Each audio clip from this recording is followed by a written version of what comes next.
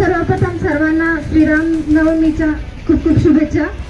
अखंड हिंदुस्थानाचा आराध्य दैवत शिवशंभूंना प्रथमतः वंदन करून आज या रस्ता रोकोचं महत्त्वाचं कारण म्हणजे सरकारने केलेली जी घोषणा आहे। सरकारने सांगितलं होतं की निवडून यायच्या अगोदर आम्ही शेतकऱ्यांचं कर्ज माफ करू, शेतकऱ्यांना शेतीसाठी पाणी देऊ, शेतकऱ्यांचे नदीजोड प्रकल्प करून शेतकऱ्यांना भरपूर असं पाणी देऊ, अनेक असे आश्वासन दिले होते। परंतु एकही आश्वासन पूर्ण न करता आता अजितदादांनी सांगितलं की सर्व शेतकऱ्यांनी कर्ज भरायचं आहे।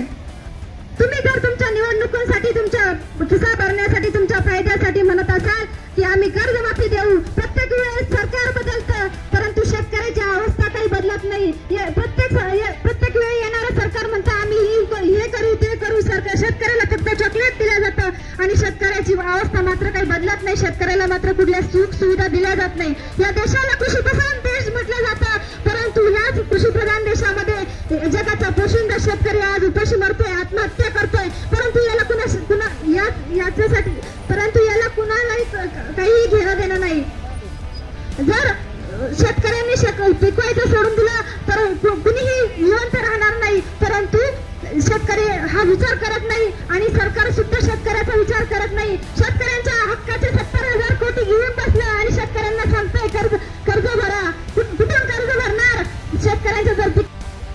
तसेच अजून एक या ठिकाणी महत्त्वाचा प्रश्न आहे, राज्य सरकारने या ठिकाणी गोमातेला या ठिकाणी गोमातेचा दर्जा दिला आणि परंतु गायींची कत्तल या ठिकाणी अजूनही थांबलेली नाही। छत्रपती शिवाजी महाराजांच्या काळामध्ये, वीर महाराणा प्रतापजी यांच्या काळामध्ये या राजांनी या ठिकाणी गोमातेचं रक्षण केलं, आया बहिणींचं रक्षण केलं, परंतु आजच्या काळामध्ये आया बहिणी सुद्धा सुरक्षित नाही आणि गोमातेची मोठ्या प्रमाणात तस्करी होत आहे।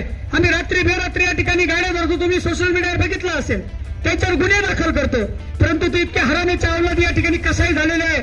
ते रात्र बेरात्री या ठिकाणी धमक्या देतात, अंगावरती घाड्या घालण्याचा प्रयत्न करतात। अनेक आमचे सहकारी मित्र या ठिकाणी त्यांना सुद्धा फोनवरती धमकी आलेल्या आहे। म्हणून या ठिकाणी गो हत्या बंद कायमस्वरूपी झाली पाहिजे। अरे या वैजापूर तालुक्यामध्ये या खात गल्ले असेल, इतर या ठिकाणी असेल, नायगावचा परिसर असेल, त्या ठिकाणी मध्ये आम्ही रेड मारली ती 200 मुलांनी, योगेश भाऊ आपण सरळ होतो, त्या ठिकाणी जर बघितलं तर कत्तल चालतंय आणि कत्तलखाने या ठिकाणी वैजापूरमध्ये सगळ्यात जास्त आहे।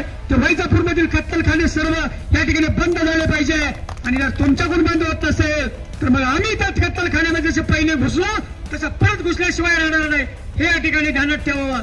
म्हणून महाराष्ट्रामधील सर्व या ठिकाणी वैजापूरचं कत्तलखाने या ठिकाणी बंद झाले पाहिजे आणि या सर्व प्रश्नासाठी आजचा हा या ठिकाणी रस्ता रोको होता। अनेक गावामध्ये रामनवमी सोडून आपण सर्व या ठिकाणी या आंदोलनासाठी आले। मी काय जास्त बोलणार नाही, इतकं तापेले खाली बसल्याच्या नंतर ऑटोमॅटिक वर डोकं गरम व्हायला लागलं। परंतु शेतकऱ्याच्या अवलादी आमची छोटी मुलगी बघा, ती सुद्धा अजून खाली काही घेतलं, तिच्या पायात चपला आहे, आपण म्हणजे तरी ती बसलेली आहे। कारण का रोज या ठिकाणी मेल्यापेक्षा आणि शेतकऱ्यांना एकदा बघा म्हणजे तुमच्या पुढच्या पिढ्या या ठिकाणी हजारो सुखी झाल्याशिवाय राहणार नाही। मग या ठिकाणी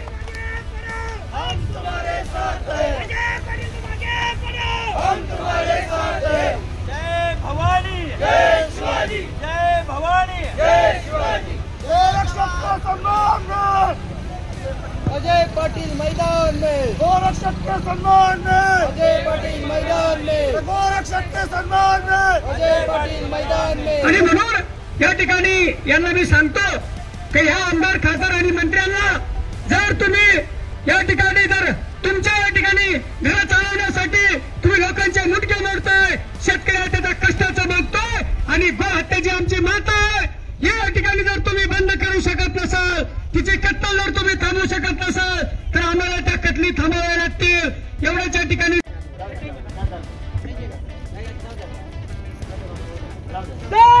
श्रीराम, जय श्रीराम, जय श्रीराम, जय श्रीराम। शेतकऱ्याची कर्जमाफी झालीच पाहिजे, शेतकऱ्याची कर्जमाफी झालीच पाहिजे,